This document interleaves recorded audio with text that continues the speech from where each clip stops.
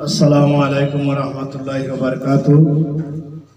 अल्हम्दुलिल्लाहि रब्बिल आलमीन वल आक़िबतु लिल मुत्तक़ीन वस्सलातु वस्सलामु अला रसूलिहिल करीम व अला आलिहि व अस्हाबिहि अजमाईन। अम्मा बाद फ़क़द क़ाल अल्लाहु तआला फ़ी कलामिहिल मजीद वल फ़ुरक़ानिल हमीद अल्लज़ी ख़लक़ल मौता वल हयाता लियब्लुवकुम अय्युकुम अहसनु अमला व हुवल अज़ीज़ुल गफ़ूर।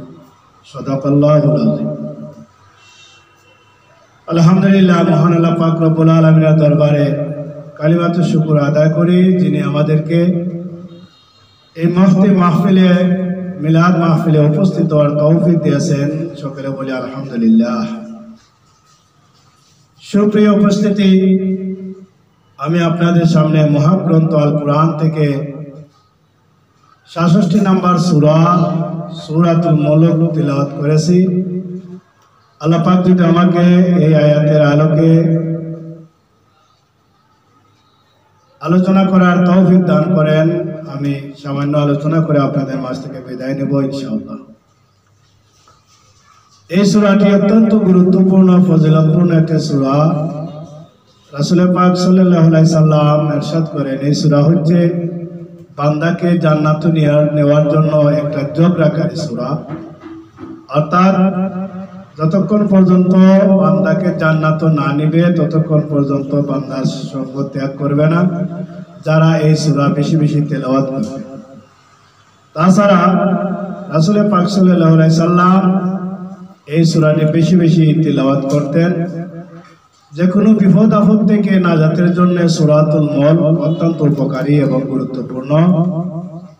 আমি যে আয়াতটি তিলাওয়াত করেছি কুরআন ৬৭ নম্বর সূরা সূরাতুল মুলকের ২ নম্বর আয়াত তিলাওয়াত করেছি।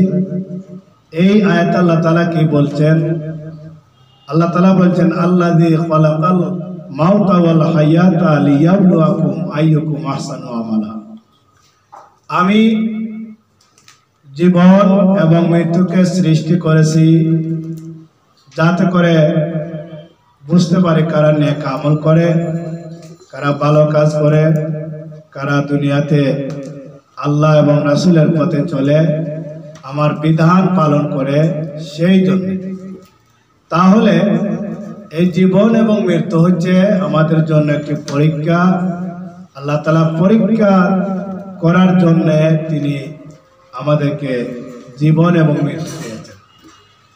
মৃত্যুর মাধ্যমে পরীক্ষা হচ্ছে মানুষ মৃত্যুর কথা যখন স্মরণ করবে তখন তার রবকে স্মরণ করবে, তার রবের গোলামি করবে, ইবাদত করবে। কারণ সে যখন জানতে পারবে যে মৃত্যুর পর আমার তো আর যাওয়ার জায়গা নাই, একটি জায়গায়, সেটা হচ্ছে আমার কবর। এই কথা যখন সে চিন্তা করবে তার মধ্যে আল্লাহর ডর, আল্লাহর ভয় পয়দা হয়ে যাবে। তখন সে আর অন্যায় গুনাহের কাজ করতে পারবে না, আল্লাহর কাছে নত হয়ে যাবে এবং আল্লাহর কাছে ক্ষমা চাইবে। এই জন্য মৃত্যুটা আল্লাহ তাআলা সৃষ্টি করেছেন। কারণ মৃত্যু যদি আল্লাহ তাআলা সৃষ্টি না করতেন তাহলে মানুষ আল্লাহকে স্মরণ করতো না, ভালো কাজ করতো না, মনের ইচ্ছে মতো চলতো, যা মনে চায় তা করতো। কেউ কাউকে মূল্যায়ন করতো না, সম্মান করতো না, দাম দিত না, সমাজ থাকতো না, সামাজিক মূল্যবোধ থাকতো না, নৈতিকতা থাকতো না। এটাই একমাত্র কারণ হচ্ছে মৃত্যু। মানুষ যে অতি নগণ্য গুনাহগার, সবচেয়ে বড় গুনাহগার, সেও মৃত্যুকে ভয় করে। একদিন যে তার মৃত্যু হবে তাও সেটা সে জানে।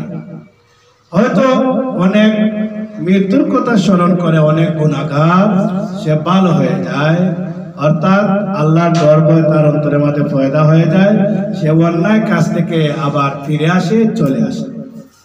এই জন্য আল্লাহ তাআলা মৃত্যুকে সৃষ্টি করেছেন। এরপরে জীবন হচ্ছে আমাদের জন্য একটা পরীক্ষার হল বলা যায়। আপনি সারা বছর যখন লেখাপড়া করবেন, পরীক্ষার সময় যখন আসে তখন হলের ভিতরে ঢুকলেন, আপনি পরীক্ষা দিলেন। এই পরীক্ষা কেন্দ্র হচ্ছে জীবন। আপনি কি লিখবেন, অর্থাৎ আপনি কি করবেন, এই জীবন যদি আপনি না পাইতেন, অর্থাৎ পরীক্ষার সুযোগ যদি আপনি না পাইতেন, তাহলে তো আপনি কিছুই করতে পারতেন না। এই জন্য আল্লাহ তাআলা জীবনটাকে সৃষ্টি করেছেন পরীক্ষার জন্য, যাতে করে আপনি এই জীবন আপনার বাস্তবায়িত করে, ভালো কাজে ব্যয় করে, মানুষের উপকার করে, আল্লাহ রাসূলের পথে পরিচালিত করে আপনি মৃত্যুবরণ করার পর জান্নাতে যাইতে পারেন। সেই জন্য আল্লাহ তাআলা এই জীবনটা দিয়েছেন। এখন কবির ভাষায় একটি কথা বলতে হয়, এমন জীবন তুমি করে হে গঠন, মরিলে হাসিবে তুমি কাঁদিবে ভুবন। জীবন থাকলেই শুধু হবে না, জীবনকে কাজে লাগাইতে হবে। আপনি এমন একটি জীবন, এমন একটি লাইফ করতে হবে যে লাইফটা আপনার মূল্যবান, যে লাইফটা আপনার গুরুত্বপূর্ণ। এই দুনিয়া থেকে যখন আপনার মৃত্যু হবে, বিদায় হবে, মানুষ আপনার জন্য আফসোস করবে, আপনাকে মানুষ স্মরণ করবে, আপনাকে মানুষ বারবার মিস করবে। এমন একটি জীবন আপনি গঠন করেন। এই জীবনটা কিভাবে গঠন করা যায়? আপনি ভালো কাজ করতে হবে, সবসময় ন্যায় পথে চলতে হবে, ভালো সত্য কথা বলতে হবে, মানুষের উপকার করতে হবে। তবেই আপনি মানুষের মধ্যে আপনার জীবনটাকে মূল্যবান করে তুলতে পারবেন। একটি দুইটি ভালো কাজ করলেই আপনার জীবন মূল্যবান হবে না। আপনি একটি অন্যায় কাজ করেন, সাথে সাথে এটা চতুর্দিকে চড়াইয়া যাবে, কিন্তু ভালো কাজ করেন, কেউ এটা আপনার স্মরণ করবে না, কেউ আপনার এটার প্রশংসা করবে না। হ্যাঁ, কোন সময় আপনার প্রশংসা করবে? যখন আপনি ভালো কাজ করতে করতে করতে করতে একনিষ্ঠভাবে আপনি জীবনটা ভালো কাজে ব্যয় করে দিয়েছেন, তখনই এই যে ফুলটা ফুটবে, তখন এই ফুলের ঘ্রাণ সবাই অনুভব করবে। এটাই হচ্ছে আপনার জীবন সার্থক। এই জন্য কবির ভাষায়, এমন জীবন তুমি করো হে গঠন, মরিলে হাসিবে তুমি কাঁদিবে ভুবন। এরপরে আল্লাহ তাআলা বলছেন, ওহুয়াল আজিজুল গাফুর, তিনি পরাক্রমশালী এবং ক্ষমাময়, তিনি সর্বশক্তিমান। ইন্নাল্লাহা আলা কুল্লি শাইইন কাদির। রব্বানা তাকাব্বাল মিন্না ইন্নাকা আনতাস সামিউল আলিম, তুব আলাইনা ইয়া মাওলানা ইন্নাকা আনতাত তাওয়াবুর রাহিম। রব্বানা রব্বানা রব্বানা আমরার গোনা মাফ কইরা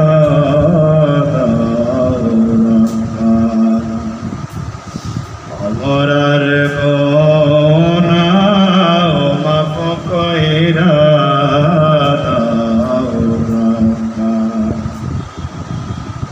গুনার বোঝা মাথায় লইয়া আল্লাহ কাঁদতেছি, গুনার বোঝা মাথায় লইয়া আল্লাহ কাঁদতেছি, মাফ কইরা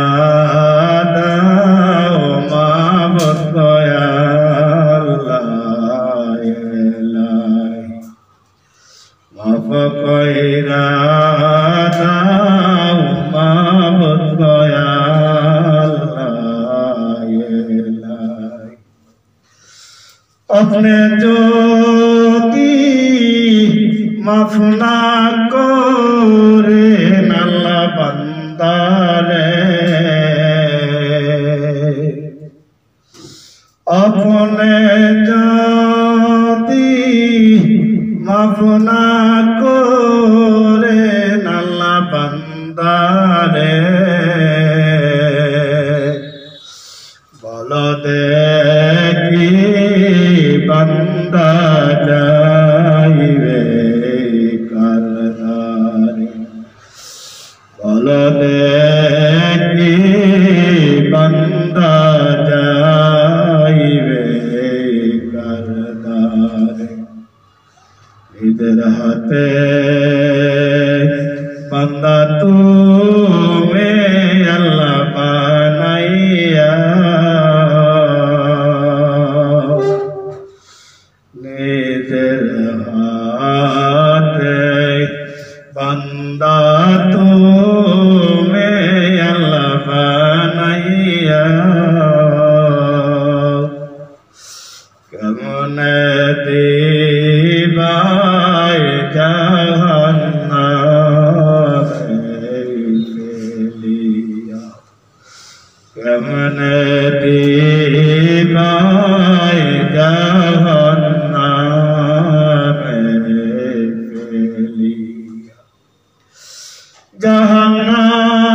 জাহান্নামের আগুনেতে আল্লাহ দিও না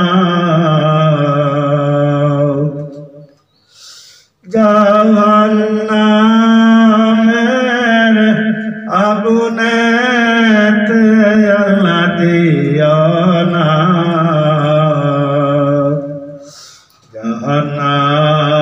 জাহান্নামের আগুন সইতে পারব না